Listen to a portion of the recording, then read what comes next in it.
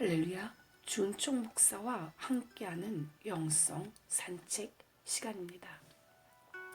피터 파울 루벤스는 17세기 바로크 양식을 대표하는 화가로 빛과 그림자의 강렬한 대비와 역동적인 움직임을 잘 표현한 것으로 유명하며 빛의 화가로 불리우는 렘브란트와는 동시대의 사람입니다. 플란더스의 개라는 만화를 아시나요? 참 추억의 만화죠. 할아버지와 단둘이 사는 네로와 아로아의 풋사랑, 그리고 네로와 함께 우유 배달을 하는 파투라슈. 우유 배달을 하는 가난한 소년인 네로는 그림 그리는 것을 좋아하며 화가의 꿈을 키워갑니다. 그런 네로가 일생을 통해 보고 싶어 했던 그림이 바로 루벤스의 십자가에서 내려지는 예수였습니다.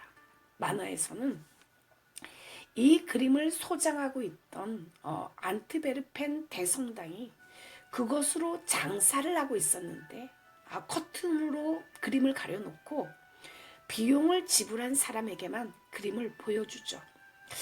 가난한 네로는 은하 한 입을 지불하지 못해서 루벤스의 그림을 보지 못하다가 삶의 마지막 순간에 이르러서야 겨우 이 그림을 보게 됩니다. 배고픔과 추위에 떨고 있었지만 그토록 보고 싶어 했던 루벤스의 명화 앞에서 행복한 얼굴로 파투라슈와 함께 세상을 떠나고 맙니다. 그리고는 천사들이 나타나서 네로와 파투라슈를 하늘나라로 데려가는 장면이 나오는데, 네로와 파투라슈가 항상 함께 동행하며 행복하게 우유를 배달하는 모습과 머릿속으로 오버랩되며 슬퍼서 펑펑 울었던 기억이 납니다. 네로가 마지막으로 보고 싶었던 작품, 십자가에서 내려지는 예수처럼 우리의 마지막 호흡이 닿는 날까지 예수님을 사모하며 하나님께 가시기를 축복드립니다. 사도 바울은 목회자인 자신이 부재중의 교회 생활에 대해서 오늘 말씀에서 언급하죠.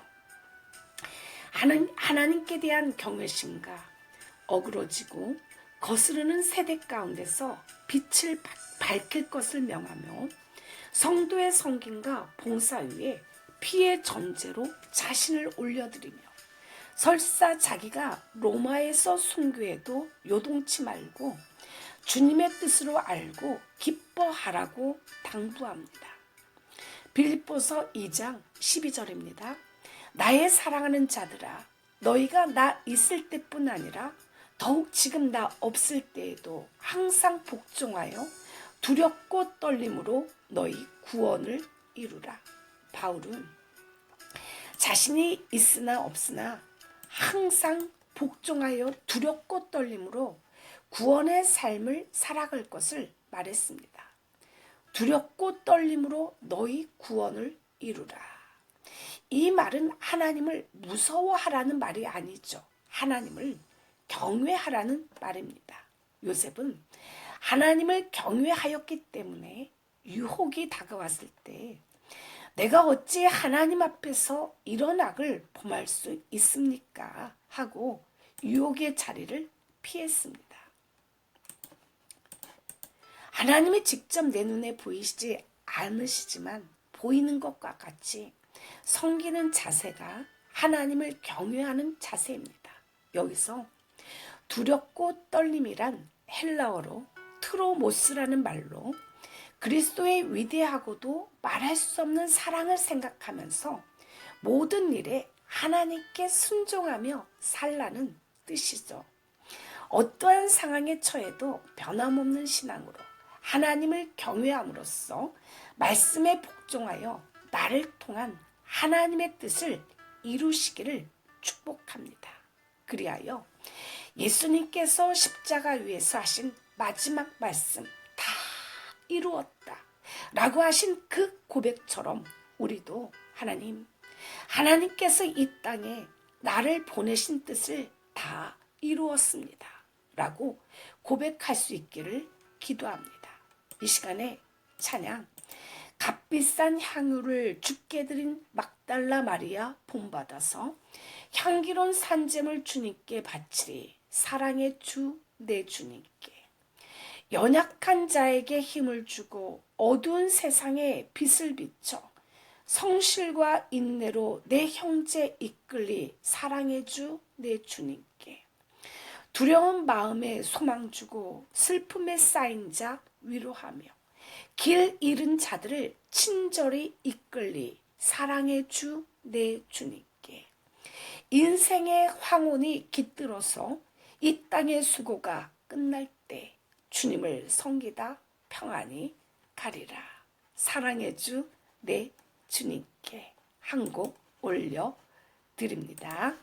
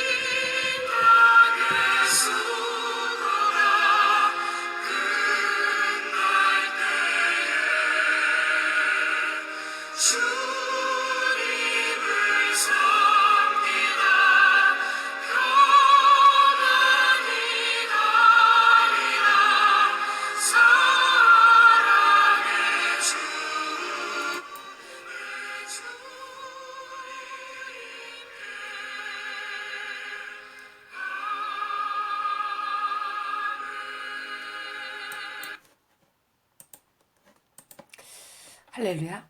하나님은 자신의 기쁘신 뜻을 따라 인간이 마음의 소원을 갖게 하시고 인간을 통하여 그 소원을 이루게 하심으로 자신의 기쁘신 뜻을 이룬다고 하셨습니다. 사람들은 이 말씀을 읽을 때 너희에게 소원을 두고 행하신다 라는 말씀만을 기억하죠. 그래서 육적인 자신의 소원을 끈질기게 추구하거나 자신이 원하는 것만을 고집합니다. 자신의 뜻과 자기가 하고자 하는 욕망이 시퍼렇게 살아있죠. 예수님은 이러한 사람은 영적으로 넉 달이 지나야 한다고 말씀을 합니다. 하나님께서는 내 소원을 꺾고 내 욕망은 거절하시고 당신의 뜻을 이루려고 하시죠. 시퍼렇게 하늘 향해 자신의 고집과 야망을 곤두세운 사람이 휘어져서 고개를 숙입니다. 벼가 고개를 숙였을 때 예수님은 말씀하시죠. 너희는 넉 달이 지나야 추수할 때가 이르겠다 하지 아니하느냐. 그러나 나는 너희에게 이르노니 너희 눈을 들어 밭을 보라. 휘어져 추수하게 되었도다. 자신의 뜻을 마음껏 펼쳐봤지만 제대로 되는 것이 없었습니다. 마치 사마리아 여인처럼 내 뜻대로 세상 의지하고 살아봤지만 남편을 5이나 두었고 나중에는 남자에게 너무나 실망한 나머지 혼인신고도 하지 않고 동거를 하였죠. 상황은 점점 안 좋아졌습니다. 그때서야 참으로 의지할 대상이신 예수님이 보이기 시작하였습니다. 우리는 하나님의 소원을 생각하는 것이죠. 내게 향하신 하나님의 뜻이 무엇인지, 내게 어떻게 행하셨는지, 과거만이 아니라 미래에도 하나님은 내게 무엇을 기대하고 계시는지, 하나님의 소원, 하나님께서 나를 통해 무엇을 이루려고 하시는지 생각해야 합니다. 다시 한번 빌립보서 2장 13절 말씀 같이 읽습니다. 너희 안에서 행하시는 이는 하나님이시니 자기의 기쁘신 뜻을 위하여 너희에게 소원을 두고 행하게 하시나니. 너희에게 소원을 두고 행하게 하시나니. 여기에서 소원은 내 뜻이 아니라 하나님의 뜻이죠. 하나님의 소원입니다. 이 말씀에서 가장 중요한 것은 너희 안에서 행하시는 이는 하나님이시니 자기의 기쁘신 뜻을 위하여라는 말입니다. 사도행전 27장 23절과 24절에 보면 나의 속한 바 곧 나의 섬기는 하나님의 사자가 어젯밤에 내 곁에 서서 말하되 바울아 두려워 말라. 네가 가이사 앞에 서야 하겠고 또 하나님께서 너와 함께 행선하는 자를 다 네게 주셨다 하였다고 하였습니다. 바울은 이렇게 하나님의 직접적인 지시를 받아 움직였습니다. 그러나 그는 하나님의 직접적인 지시가 있어야만 움직이는 것은 아니었죠. 그것이 없어도 하나님이 주신 말씀과 이성을 사용해서 하나님이 기뻐하실 방향으로 적극적인 활동을 했습니다. 그래서 사도행전 16장 7절에 보면 이런 말씀이 나오죠. 무시아 앞에 이르러 비두니아로 가고자 애쓰되 예수의 영이 허락지 아니하시는지라. 바울은 예수의 영이 허락하지 아니하고 막을 때까지 자신이 깨달은 하나님의 뜻을 따라 적극적으로 움직였다는 것을 볼 수가 있습니다. 우리는 삶 속에서 하나님의 숨겨진 뜻을 그 안에서 발견하도록 노력해야 하죠. 그 일이 좋은 일이든 나쁜 일이든 간에 그 속에는 하나님의 기쁘신 뜻이 나타나고 있기 때문입니다. 하나님은 우리 속에서 우리를 붙드시고 역사하며 인도하시죠. 우리는 자기의 생각대로 나아가지 말고 하나님이 인도하는 대로 순종하며 따라가야 합니다. 하나님을 따라갈 때 손해가 와도 환난이 와도 끝까지 주님께 바짝 붙어서 따라가시길 축원드립니다. 우리는 우리에게 능력을 주시는 하나님과 관계를 맺고 있죠. 우리가 자신의 나약함을 생각하게 되면 패배를 면치 못합니다. 그러나 내 안에서 행하시는 분은 하나님이시죠. 행하시다라는 말의 헬라어는 에네르게인이란 말인데 영어로 에너지와 관계된 말입니다. 다시 말하면 하나님은 에너지를 공급하시는 분이시죠. 우리의 힘으로 하는 것이 아니라 하나님이 우리 안에서 에너지, 물건, 영권, 인권 다 공급하셔야만 할 수가 있습니다. 그래서 사도 바울은 고백합니다. 내게 능력 주시는 자 안에서 내가 모든 것을 할 수 있느니라. 나도 내 속에서 능력으로 역사하는 이의 역사를 따라 힘을 다하여 수고하노라. 겉으로는 인간들의 열심과 노력에 의해 이루어지는 것 같이 보이는 것도 결국엔 하나님의 주권적인 은혜의 역사 속에서 이루어지는 것입니다. 인간의 노력과 하나님의 역사는 분리할 수가 없죠. 또한 모든 일에 원망과 시비가 없어야 합니다. 하나님이 가장 싫어하는 것이 바로 원망이죠. 민수기 14장 27절로 30절에 하나님의 말씀이 나와 있습니다. 나를 원망하는 이 악한 회중에게 내가 어느 때까지 참으랴. 이스라엘 자손이 나를 향하여 원망하는 바, 그 원망하는 말을 내가 들었노라. 그들에게 이르기를 여호와의 말씀에 내 삶을 두고 맹세하노라. 너희 말이 내 귀에 들리는 대로 내가 너희에게 행하리니. 할렐루야. 옛날 요단강 계곡 경사진 곳에 나무 세 그루가 있었습니다. 어느 화창한 날 세 나무가 모여서 각기 소원을 이야기하고 있었죠. 첫째 나무가 말했습니다. 나는 오래전부터 꿈이 있었어. 여기 예루살렘에 들어가 거기서 하나님의 성전을 짓는데 쓰여졌으면 해. 성전 건축을 하고 싶어. 그렇게만 될 수 있으면 나는 하나님께 큰 봉사를 하게 될 텐데, 그때는 많은 사람들이 성전에 찾아와 경배를 드리며 내 모습을 볼 수 있지 않겠어? 그리고 나의 모습을 통해서 나를 지으신 하나님이 얼마나 위대하신지를 알게 될 거야.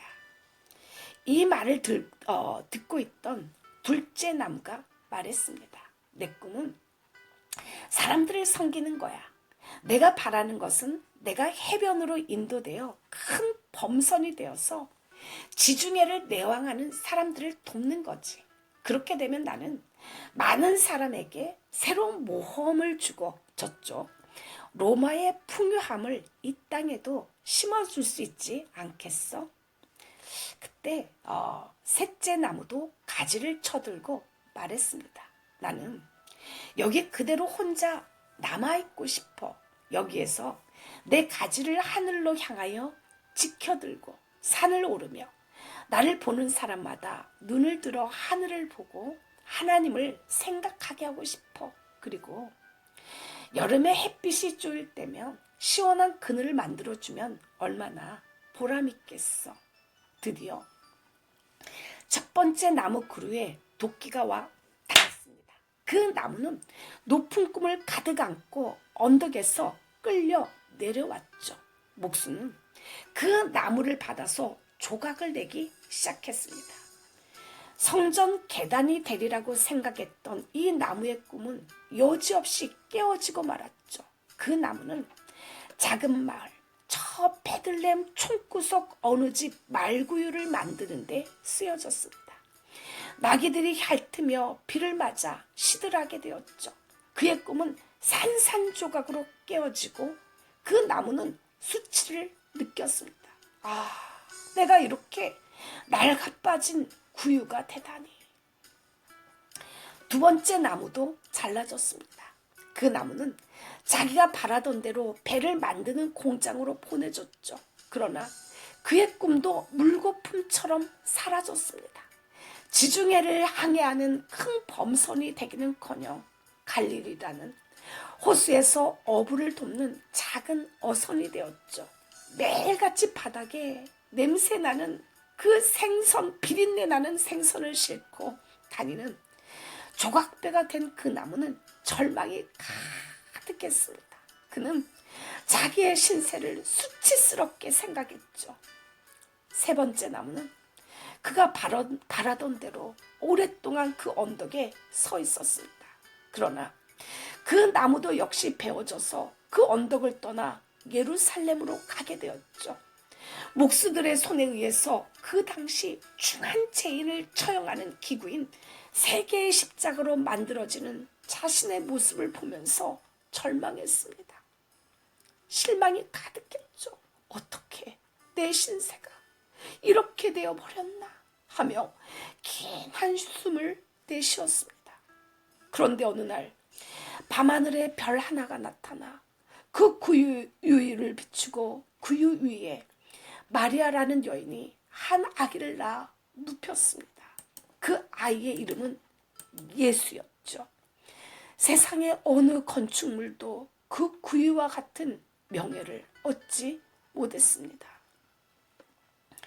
고깃배가 된 두 번째 나무는 어떻게 되었을까요?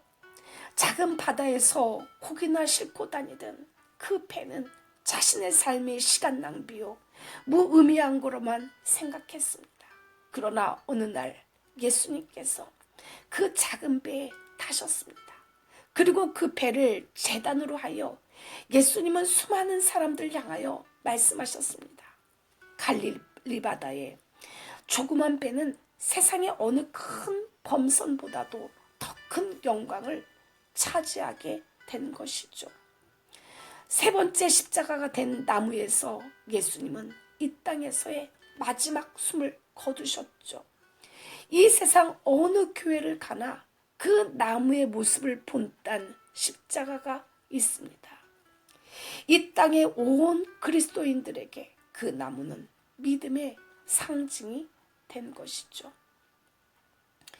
언덕 기슭의 평범한 새 그루의 나무였지만 그들의 꿈은 물거품처럼 산산조각 난 것 같지만 그러나 너무나 중대한 사명을 감당하게 된 것이죠. 어떤 때는 우리 자신이 도대체 나는 무엇 때문에 이 세상에 태어났나 하고 방황하기도 합니다. 그러나 하나님께서는 우리의 마음속에 우리에게 우리가 바로 어디다 쓰일 것인지를 정확하게 다 아시고 계십니다.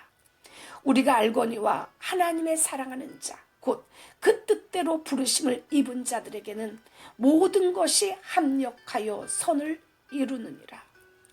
이 시간의 찬양, 내 모든 소원, 기도의 제목, 예수를 닮기 원함이라. 예수의 형상 나 입기 위해 세상의 보아 아끼지 않네. 예수를 닮기 내가 원하네. 날 구속하신 예수님을. 이 시간에 찬양 한 곡 올려드립니다.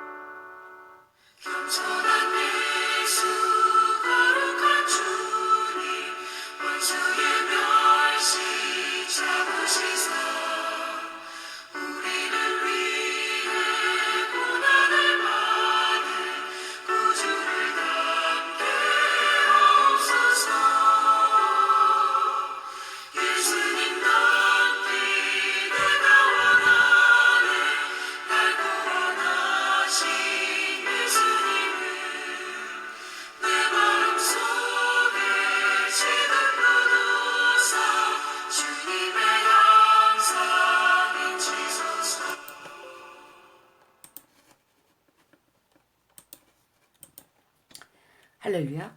바울은 하나님께 맡은 사명에 최선을 다하여 다른 박질하는 것이 인생 최대의 목표였습니다. 바울은 자신이 그리스도의 날에 자랑할 것이 바로 성도들의 이러한 신앙의 열매임을 강조하면서 성도들의 삶이 온전히 하나님께 드려지는 산 제물이 되어 믿음의 제물과 봉사에 힘쓸 것을 당부하고 있죠. 다 같이 빌립보서 2장 17절과 18절 같이 읽습니다.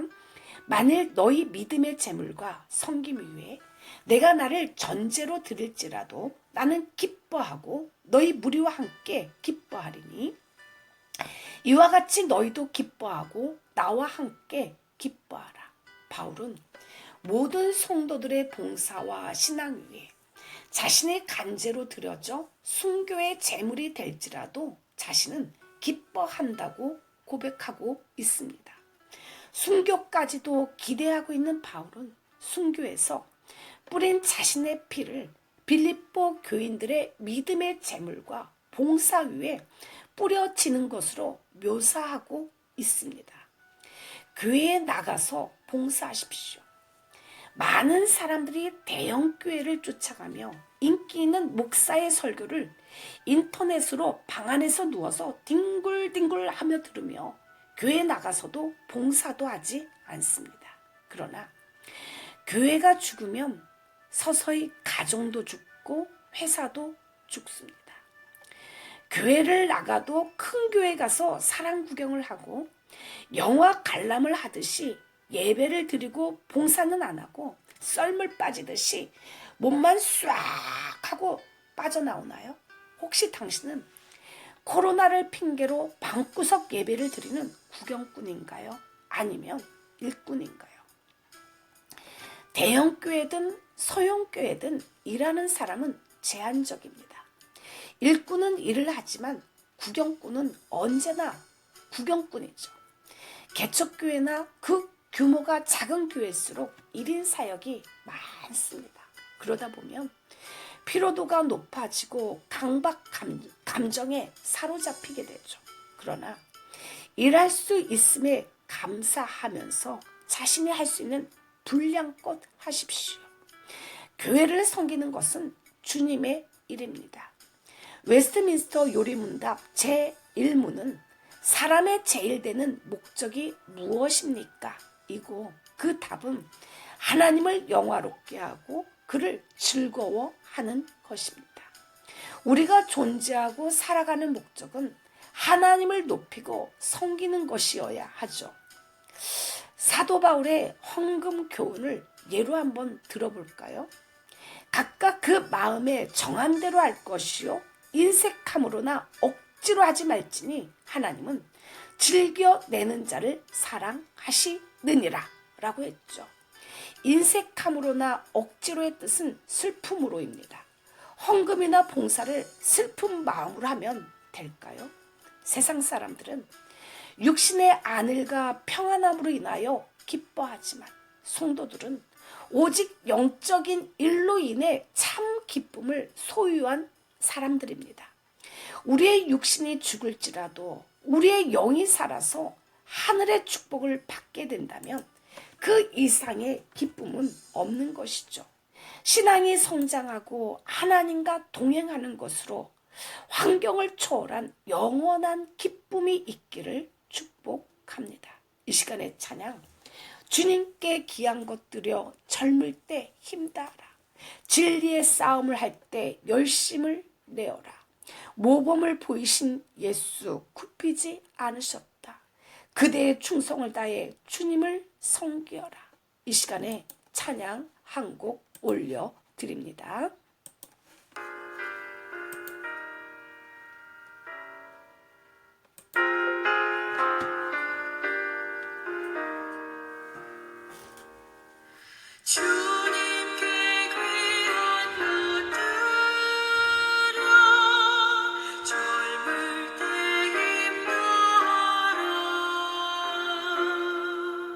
진리의 싸움을 할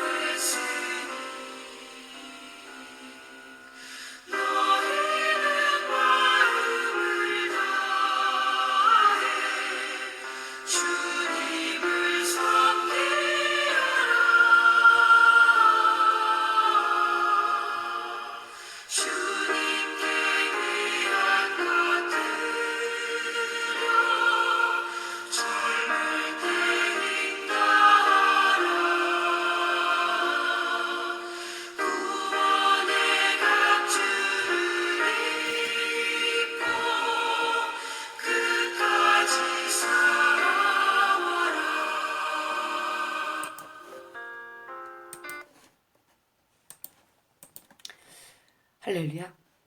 이 세대는 하나님의 말씀에 어그러지고 거스르는 일을 하고 있습니다. 그러므로 성도가 이 세대를 따라가면 신앙이 타락하게 되죠. 성도가 진리의 말씀대로 살려고 하면 핍박이 옵니다. 무릇 그리스도 예수 안에서 경건하게 살고자 하는 자는 박해를 받으리라. 그 핍박을 받으면서라도 말씀대로 따라가야 하나님의 흠없는 자녀가 되고 빛들로 나타나죠. 너희는 세상의 빛이라고 했죠. 성도가 신앙을 지켜야 세상의 빛으로 드러납니다. 이 세대를 본받지 않고 이 세상과 타협하지 않고 세상 물결에 휩쓸리지 않고 어그러진 세상에 생명의 말씀을 밝혀 나가야 하죠. 다 같이 빌립보서 2장 16절부터 18절 같이 읽습니다. 생명의 말씀을 밝혀 나의 다름질이 헛되지 아니하고 수고도 헛되지 아니하므로 그리스도의 날에 내가 자랑할 것이 있게 하려 함이라. 만일 너희 믿음의 재물과 섬김 위에 내가 나를 전제로 드릴지라도 나는 기뻐하고 너희 무리와 함께 기뻐하리니 이와 같이 너희도 기뻐하고 나와 함께 기뻐하라. 바울이 사명을 위하여 전도하고 교회를 위하여 애쓴 것이 헛되지 않게 하라고 당부하죠. 빌립보 교인들이 믿음을 지키며 희생하고 봉사하는 것을 믿음의 재물이라고 하였죠. 성도들이 믿음으로 희생하고 봉사할 때 바울은 자신의 피를 거기에 붓는다고 할지라도 기뻐한다고 하였습니다. 예수님은 하나님의 자리에서부터 사람의 자리로, 사람 중에서도 종의 자리로, 종보다도 더 낮은 십자가형을 지신 제수의 자리, 그것도 죽음의 자리까지 낮아지셨습니다. 그러면서 빌립보에 있는 성도들에게 그리스도 예수의 마음을 가지라고 하였습니다.